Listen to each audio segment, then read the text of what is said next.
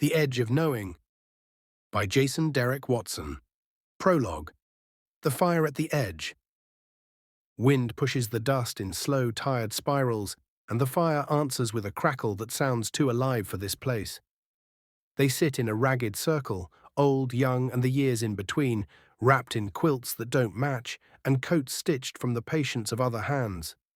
A baby fusses, a woman presses a damp cloth to the child's forehead with fingers that tremble from fever or cold or both. Someone's knee is bound with a strip of leather.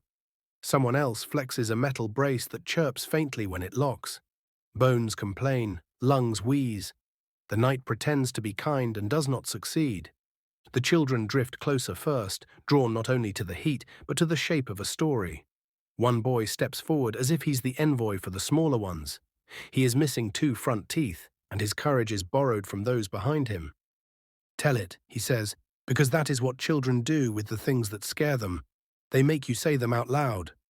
The old man sits on the flattest rock, where the firelight can find his face and the wind can have his voice if it wants it. A scar crosses his jaw like a river that changed its mind. He watches the boy without smiling or frowning. After a while he nods, not because he wants to, but because the circle needs it. "Listen then," he says. "Listen and keep your hands out of the flames." He spits to one side and begins. "They lit the world on purpose." The sentence lands and the circle tightens. Someone makes a sound that might be agreement. Someone else, a scoff. The old man waits it out. He doesn't need to convince anyone, it's not that kind of telling. "City folk call it the new beginning," he says, and more scoffs follow, softer this time. Said the fire was clean, that it burned the sickness and left only the parts that could be saved. Said walls were kindness. Said light would keep everyone safe. He glances at the children to see who flinches. Only the smallest girl, the one with the ribbon that's really a shoelace, does. She hides it well. In their story, the old man goes on, they were brave, smart enough to carve circles in the dirt and build from the middle outward. They talk of ships on the water, of men with masks, of lines at the ports, of doors that closed. He shrugs, a tired rise and fall of narrow shoulders. Maybe some of that's true. I won't argue their facts, but a truth is more than a list. A gust sweeps ash sideways, glowing specks float for a heartbeat and die. The old man watches them as they fade into nothingness. "In our telling," he says, "the fire wasn't mercy. It was fear, dressed up like wisdom. They didn't burn the plague. They burned the people who could still remember the taste of rain. They burned the farms so nothing wild could climb back through the cracks. They made cages out of light and told themselves the cages were sky." The baby coughs, a small, hard sound. Somewhere beyond the circle, 2 dogs answer each other in 3 barks each, a code older than any wall. "What made them so scared?" the envoy boy asks. "Was it the sickness?" "Mostly," the old man nods, "and something else. Time he uses a stick to pry a coal into place. They learned to stretch it. They stopped counting years like normal people, stopped telling the days by how the body got slower and softer. If you think you can live forever, every little risk becomes a monster." He looks at his own hands for a long moment, palms smoked, scars like map lines. "Maybe if I could trade what I know for forever, I'd take the trade. Maybe I wouldn't. That's not a choice we get." One of the teenagers, the kind of boy who tucks his hair under a hat to look older, says, "Tell us what it was like when you were inside." His tone is half jeer, half prayer. The old man doesn't answer immediately. He says, "Careful what you talk about," and then, "Careful who you talk with." And the boy huffs, satisfied and unsatisfied. "They call us outlanders," the old man says, and says the word like something he has to wipe from his mouth. "They say we wouldn't follow rules. Say we're unclean. Say we chose this." He gestures at the dark, which is a reasonable stand-in for everything. Maybe some did. Most were carried here by other people's decisions. When a system gets heavy enough, it crushes what it can't use. They call that optimization on the inside. He falls silent long enough for the fire to fiddle with a knot of resin in the wood. The knot pops, and everyone jumps in place like a single creature with many legs. "Tell the part about the gates," the shoelace girl whispers. He nods, like he's been agreed with.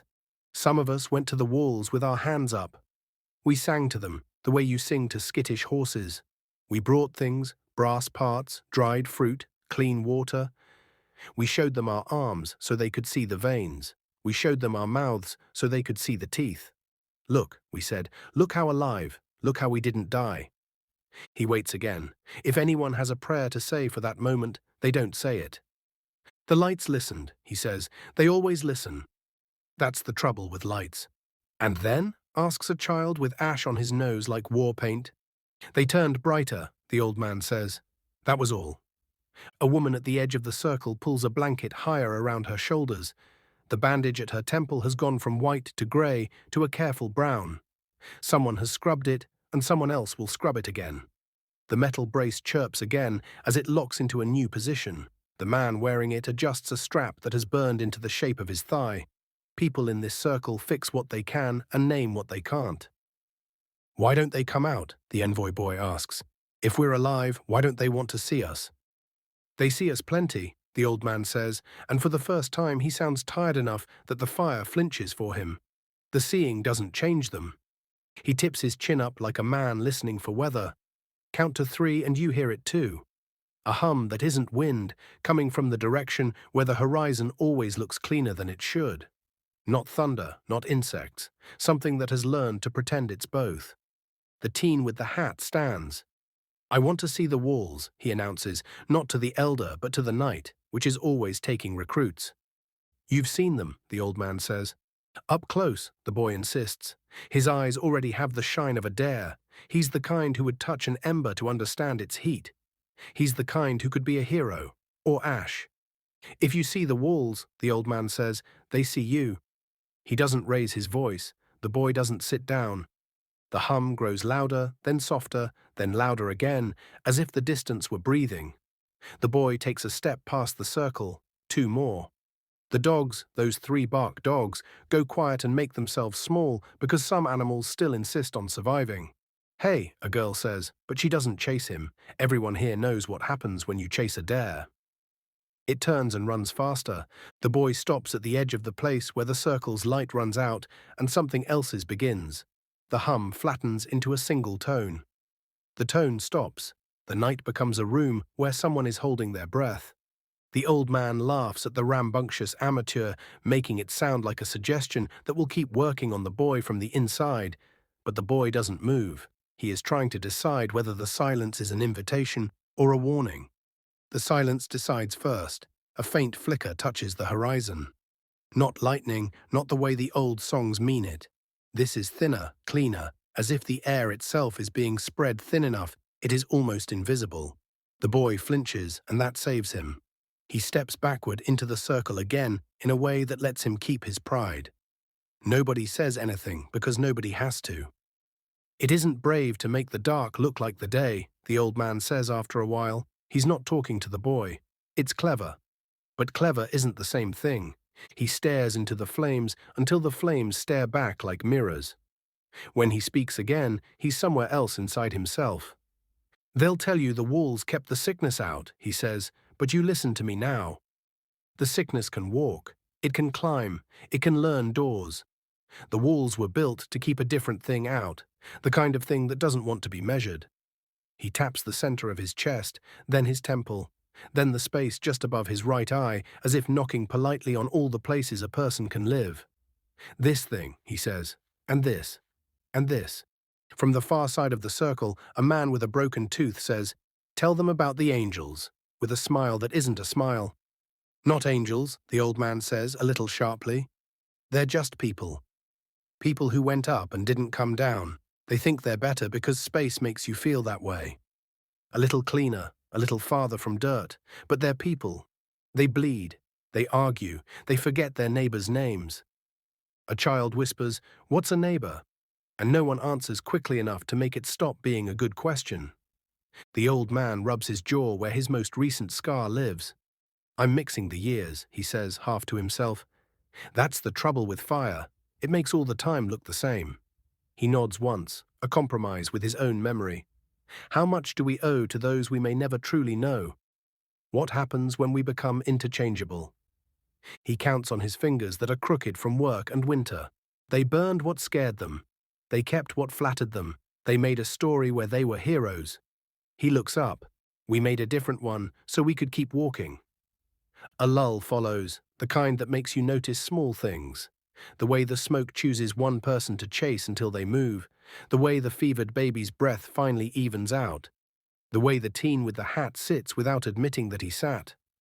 The envoy boy edges forward again. "Why do we have to hear it?" he asks, quieter this time. "If it hurts." "Because pain's a map," the old man says. He pokes the fire with the stick and finds a pocket of heat that flares white. It tells you where not to stand, where not to go, and sometimes where you have to. He points the stick toward the flat dark beyond the circle. They forgot that inside. When you forget the map, you start building walls to hide from it. He leans in as if he could talk to the coals without letting the circle hear. "Someday the walls will crack," he tells the fire. "Their light will spill back into the dark, and we'll see which of us knows how to stand in it." "What if they never crack?" the shoelace girl asks, so gently he could pretend he didn't hear. He doesn't. "They always crack," he says, "and it's both a promise and a curse." The hum on the horizon doesn't return, but something else does. A shiver in the air like heat over road, except there's no road here and little heat to waste. For a breath, the fire's light goes pale, almost white, as if it's remembering another kind of brightness. The circle squints and shields its eyes with the backs of its hands. The old man does not move. He watches the whiteness deepen until shapes blur. Quilts, braces, ribbon, ash. The brightness grows and grows, and when it's too much, the circle stops being a circle and becomes a silence. Then a colorless tone blooms inside that silence, warm, syrupy, familiar to anyone who has ever been told what to feel before they feel it. Somewhere else, a room begins to brighten on cue, and a man, named Thomas, opens his eyes into a morning that has never known ash at all. The Edge of Knowing, by Jason Derek Watson.